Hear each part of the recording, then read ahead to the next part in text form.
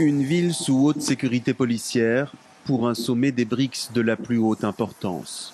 Le Brésil de Lula da Silva accueille les principales puissances émergentes, dont l'Inde, l'Afrique du Sud ou encore les Émirats arabes unis, pour parler de collaboration économique et commerciale. La question sensible des droits de douane imposés unilatéralement par les États-Unis a presque éclipsé les autres points à l'ordre du jour lors de ce sommet des BRICS organisé à Rio.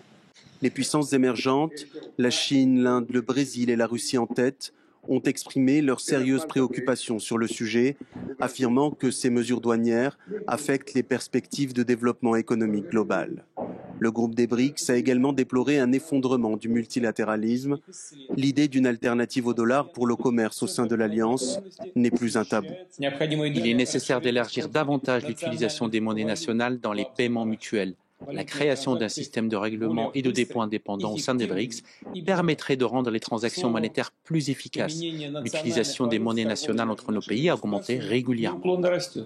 Les puissances émergentes veulent d'abord réaffirmer leur poids économique, qui représente pas moins de 40% du PIB mondial, depuis l'élargissement du bloc en 2023, avec l'arrivée de l'Égypte, des Émirats arabes unis ou encore de l'Iran. L'autre sujet qui s'est imposé dans les discussions, les guerres au Moyen-Orient. Les BRICS sont de nouveau appelés à un cessez-le-feu immédiat et inconditionnel à Gaza et au retrait complet des forces israéliennes de l'enclave. Absolument rien ne justifie les actes terroristes perpétrés par le Hamas. Mais nous ne pouvons pas rester indifférents face au génocide perpétré par Israël à Gaza, le massacre de civils innocents et l'usage de la faim comme arme de guerre. Une solution ne sera possible qu'avec la fin de l'occupation israélienne et la création d'un État palestinien souverain dans les frontières de 1967. Le bloc des BRICS devrait également publier des textes sur l'intelligence artificielle, la coopération sanitaire et le climat. Son élargissement a rendu plus difficile l'élaboration de positions communes. Ok, déjà ici ici c'est mieux et un peu plus commenté et surtout ils reprennent, même s'ils ne reprennent qu'en partie ce que Vladimir Poutine a dit, ils reprennent au moins l'essentiel. Vladimir Poutine parlait du fait qu'il y a un essor économique des pays émergents et qu'il fallait favoriser la coopération et surtout les paiements en monnaie locale, en ajoutant qu'il faut créer un mécanisme de dépôt indépendant.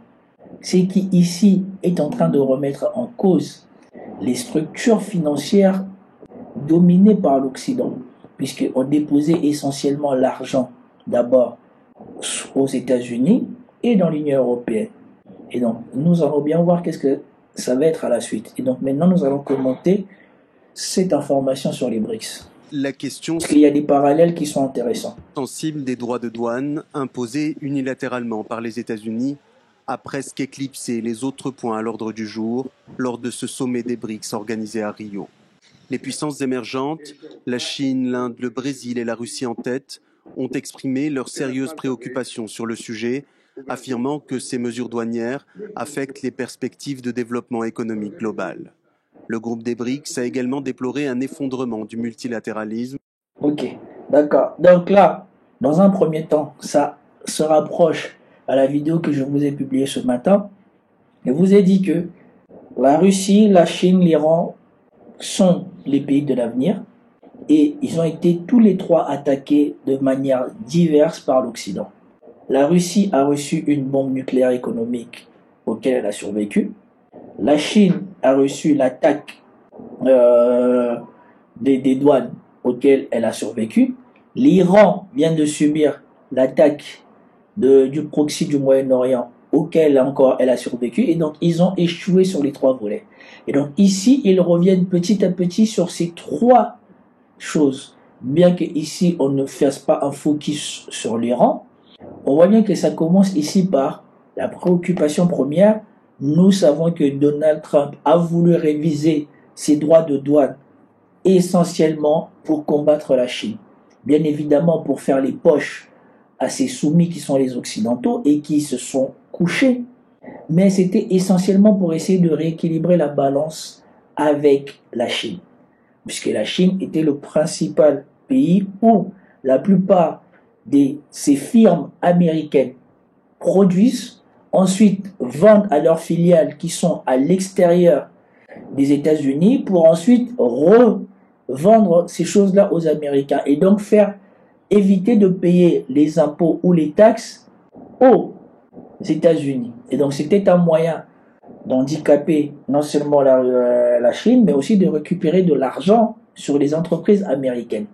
Et nous aurons bien vu que la Chine, en contrepartie, est en train de faire une suppression des douanières sur le reste du monde et donc est en train de faire l'inverse des États-Unis. Les États-Unis, à cause de toutes les bêtises qui ont été faites les 30 dernières années, ça leur coûtait beaucoup plus cher de continuer dans le modèle économique dans lequel ils étaient, puisque les pertes économiques étaient compensées par l'influence américaine à l'extérieur. Mais nous voyons bien que cette influence est en déclin et donc ça devient de plus en plus difficile à financer. Si vous voulez comprendre ce mécanisme-là, allez voir Grand Angle. Si vous allez voir Grand Angle, vous allez bien comprendre le processus de la taxation de la guerre douanière que Trump avait mis en place et qu'il a perdu. Et donc voilà pourquoi ici on revient sur ça. Parce que c'était l'attaque que Trump avait principalement dirigée vers la Chine, parce que vous voyez que le seul pays qui avait eu droit aux 140% ou 145%, c'était la Chine. Donc c'était là la première attaque, et que ici les BRICS sont en train de détricoter. Ils essayent de mettre en place une coopération entre leurs différentes nations. On sait bien que ça ne profitera pas à tout le monde de la même manière, mais au moins la Chine ne le fait pas dans le même cadre que les Américains qui étaient d'imposer leur volonté au monde. La Chine, elle ouvre ses droits douanières parce qu'elle gagne à exporter ce qu'elle a. L'idée d'une alternative au dollar pour le commerce au sein de l'Alliance n'est plus un tabou. Il est nécessaire d'élargir davantage l'utilisation des monnaies nationales dans les paiements mutuels. La création d'un système de règlement et de dépôt indépendant au sein des BRICS permettrait de rendre les transactions monétaires plus efficaces. L'utilisation des monnaies nationales entre nos pays a augmenté régulièrement. Voilà. La dédollarisation, l'autre pendant pour lequel on se bat ici. Ce pourquoi ils ont liquidé Kadhafi. Kadhafi ne voulait pas la dédollarisation du monde.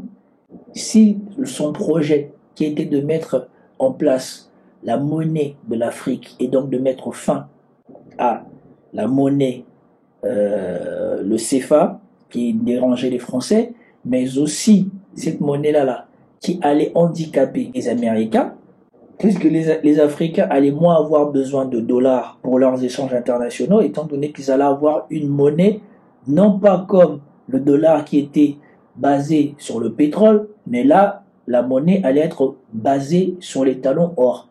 Ça fait partie des raisons pour lesquelles ils ont éliminé Kadhafi. Mais ici, nous voyons bien qu'ici, il y a deux choses qui sont concomitantes. Il y a le fait qu'il y a une perte de confiance des banques, surtout des pays du Sud, après ce qu'ils ont fait à la Russie, la confiscation de l'argent russe déposé dans les banques centrales occidentaux pour payer son commerce extérieur, a accéléré la dédollarisation du monde. Ils ne sont pas en train de le dire, mais souvenez-vous, la chaîne que je regarde souvent, voilà, sa dernière vidéo. Good morning. It's an estimate because nobody really knows the number, but analysts can watch the funds coming in and the gold moving out. Voilà, ça vous montre l'accélération de la dédollarisation que les analystes occidentaux n'arrivent pas à mettre le doigt dessus. Ça, je crois, c'est l'achat d'or par les pays du Sud. Et en tête, on a la Chine. Donc, ils n'arrivent pas à savoir si les BRICS sont en train de se rapprocher sur le point de mettre au point leur alternative au dollar avec une monnaie basée sur l'or. Mais on a de plus en plus de pays du Sud qui, au lieu d'acheter des bons du trésor des Occidentaux, sont en train de racheter de l'or, et d'autres qui sont en train de redemander l'or. Donc ils achètent de l'or, mais ils ne prennent plus le papier, ils veulent le métal, ils veulent que le métal retourne. Et donc on est en train de parler ici du fait que la plupart de l'or acheté, je crois, par les Chinois en Europe, va en Suisse, et ensuite ça disparaît, puisqu'on ne sait pas si ça reste en Suisse ou si ça va en Chine. Et donc on a une dédollarisation du monde qui s'accélère, mais c'est parce que l'Occident et les Européens qui continuent encore à dire que oui, on va sanctionner, on ne va pas rendre l'argent des Russes. Les conséquences sont déjà en train de se voir. Là, vous avez le pic de l'or qui n'est pas redescendu à ce qu'elle était. Et on continue à acheter de l'or dans les pays du Sud, bien plus que dans les pays du Nord. Et donc la dédollarisation est en accélération. Et donc les Occidentaux sont en train de se rapprocher du paiement de ce qu'ils ont fait. Les conséquences sont en train d'arriver. Bien évidemment, on ne va pas s'attarder à expliquer ça aux populations occidentales, puisque ça voudra dire qu'ils se sont trompés et donc ils sont incompétents et donc ils vont payer dans les années qui viennent. Charles Gave a déjà fait une vidéo dessus où il dit que voilà, le niveau de vie des Occidentaux, particulièrement en France, va être divisé par 6. Donc les Français ne veulent pas ouvrir les yeux sur ça. Et donc, voilà ce qui est en train d'arriver. Donc ici, après avoir vu le problème douanier, nous sommes en train de voir le problème de la perte de confiance et de la dédollarisation concomitamment. Ils ont volé l'argent des Russes et donc Vladimir Poutine et les autres sont en train d'envisager de mettre en place un dépôt indépendant au sein, et il a bien dit, un système de dépôt indépendant au sein de la communauté des BRICS. On sait que la banque des banques, je ne sais plus comment ça s'appelle, si c'est la BIR ou la je sais pas quoi là, il y a une banque qui dirige toutes les banques centrales du monde. Elle s'était déjà prononcée par rapport aux sanctions européennes et occidentaux quand ils ont saisi l'argent de la Russie. Elle a dit que ça ne se faisait pas. Et tous les financiers occidentaux vous disent que ce qu'on a fait là, ça ne se fait pas. Et donc il ne faut même pas envisager d'aller encore plus loin, de dire que nous allons prendre l'argent des Russes. On est déjà en train d'utiliser les intérêts. C'est dans un vide juridique, on ne sait pas si on a tout à fait raison ou si on n'a pas tout à fait raison. Ce qui est sûr, c'est qu'il y a un flou juridique qui fait que ce n'est pas totalement illégal, mais ce qui est de bloquer l'argent russe, c'est illégal. Et donc ici, vous voyez que les Russes sont en train de mettre en place une alternative. Comme les Occidentaux eux-mêmes ont violé la loi, que cet argent qui était insaisissable est devenu saisissable, on va mettre en place un système indépendant qui garantira que l'argent que vous allez déposer au sein des BRICS, elle ne sera jamais saisissable. Et donc, quand vous en aurez besoin, que vous soyez en embrouille avec qui que ce soit, vous aurez la garantie que votre argent sera là et sera utilisable. Et donc, vous voyez, petit à petit, c'est que Maciej Grzebinski là racontait n'importe quoi comme vous le voyez vous l'avez vu dans ma vidéo. Et ben ici, on est en train de se rendre compte que c'est faux, que les BRICS à petits pas, sont en train d'avancer. Alors ça prend du temps, ça ne va peut-être pas aussi vite qu'on le voudrait, mais ils sont en train d'avancer. Les puissances émergentes veulent d'abord réaffirmer leur poids économique, qui représente pas moins de 40% du PIB mondial, depuis l'élargissement du bloc en 2023, avec l'arrivée de l'Égypte, des Émirats arabes unis ou encore de l'Iran. L'autre sujet qui s'est imposé dans les discussions, les guerres au Moyen-Orient. Les BRICS sont de nouveau appelés à un cessez-le-feu immédiat et inconditionnel à Gaza et au retrait complet des forces israéliennes de l'enclave. Vous voyez, ici encore, on a un parallélisme avec le soutien des Européens à l'Ukraine. Les Européens soutiennent l'Ukraine et demandent un cessez-le-feu inconditionnel à la Russie, qu'ils n'ont jamais obtenu, et nous voyons bien pourquoi. À chaque fois qu'on leur a donné ce qu'ils voulaient, c'était les premiers à trahir et à attaquer. Ici, nous avons les BRICS qui prennent le revers de ça. Les Occidentaux demandent un cessez-le-feu inconditionnel à la Russie, mais ne demandent pas à Israël un cessez-le-feu inconditionnel à Gaza. Nous avons les BRICS qui demandent un cessez-le-feu inconditionnel à Gaza. Donc, ce sont les pays du Sud qui demandent un cessez-le-feu inconditionnel là où nous avons aujourd'hui les éléments constitutifs d'un génocide. Mais là où on n'a pas les éléments constitutifs d'un génocide et où on essaye tant bien que mal d'épargner la population civile, c'est là-bas qu'on demande un cessez-le-feu inconditionnel. Et maintenant, dites-moi dans les deux cas, certes, il est désolant de voir des civils mourir, mais dans les deux cas, où est-ce urgent d'avoir un cessez-le-feu inconditionnel? Est-ce en Ukraine ou est-ce à Gaza? Absolument rien ne justifie les actes terroristes perpétrés par le Hamas. Mais nous ne pouvons pas rester indifférents face au génocide perpétré par Israël à Gaza, le massacre de civils innocents et l'usage de la faim comme arme de guerre. Une solution ne sera possible qu'avec la fin de l'occupation israélienne et la création d'un État palestinien souverain dans les frontières de 1967. Alors ici, je ne sais pas si c'est une déclaration qui n'engage que le président qui organise cette réunion de BRICS ou si c'est une déclaration qui engage tous les BRICS. Mais en tout cas, vous voyez que pour une partie des BRICS, on est très loin de l'interprétation que les Occidentaux ont de ce qui se passe à Gaza. Pour eux, aujourd'hui, c'est établi et même les soutiens israéliens n'arrivent plus à renverser cela dans les médias. Ils ont essayé, ils ont retenu, ils ont combattu, ils ont freiné, mais aujourd'hui, c'est admis intellectuellement que ce qui se passe à Gaza, c'est un génocide ou c'est plus un génocide qu'autre chose. On n'est plus dans des crimes de guerre ou dans épuration ethnique. Non, là, on est passé à un niveau au-dessus. On est dans un génocide. Et deuxièmement, ici, on demande la reconnaissance d'un État palestinien. La plupart, je crois, des pays du BRICS, eux, ont déjà reconnu la Palestine. Et donc, ici, vous voyez le parallèle. On est en train de basculer. Ceux qui se réclamaient, les humanistes, des valeurs démocratiques, qui défendent la démocratie et des principes, sont ceux qui ont du mal à les faire respecter ou même à les réclamer.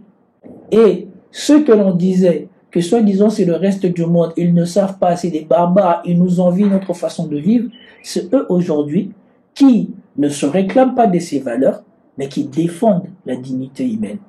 Nous sommes en train de basculer dans quelque chose de différent. Le bloc des BRICS devrait également publier des textes sur l'intelligence artificielle, la coopération sanitaire et le climat. Son élargissement a rendu plus difficile l'élaboration de positions communes. Ce qui est tout à fait normal. Plus on s'élargit, plus il faut accepter les différents points de vue de tout le monde. Voilà pourquoi eux, ils ont le G7 et le G20 et le G je ne sais pas quoi. Je ne sais pas quelles seront les modalités futures des BRICS, mais le principe des BRICS, c'était un pays, une voix. Et donc nous verrons bien. J'espère qu'on aura affaire à un mécanisme de majorité relative ou de majorité absolue pour se mettre d'accord, plutôt que sur l'unanimité qui était une fiction que les Occidentaux imposaient, particulièrement dans l'Union européenne, parce qu'ils pensaient qu'ils étaient au-dessus de loi et qu'ils pouvaient faire n'importe quoi, et qu'ils réussiront toujours à imposer leur volonté aux nouveaux venus.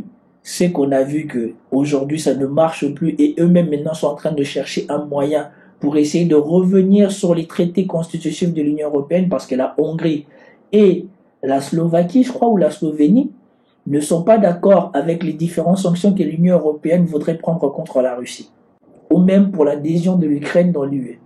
Et donc, j'espère que les BRICS vont rester dans ce principe de où un pays, une voix, et que ce sera le principe de la majorité qui va régner, et comme ça nous serons dans un vrai processus démocratique, entre guillemets.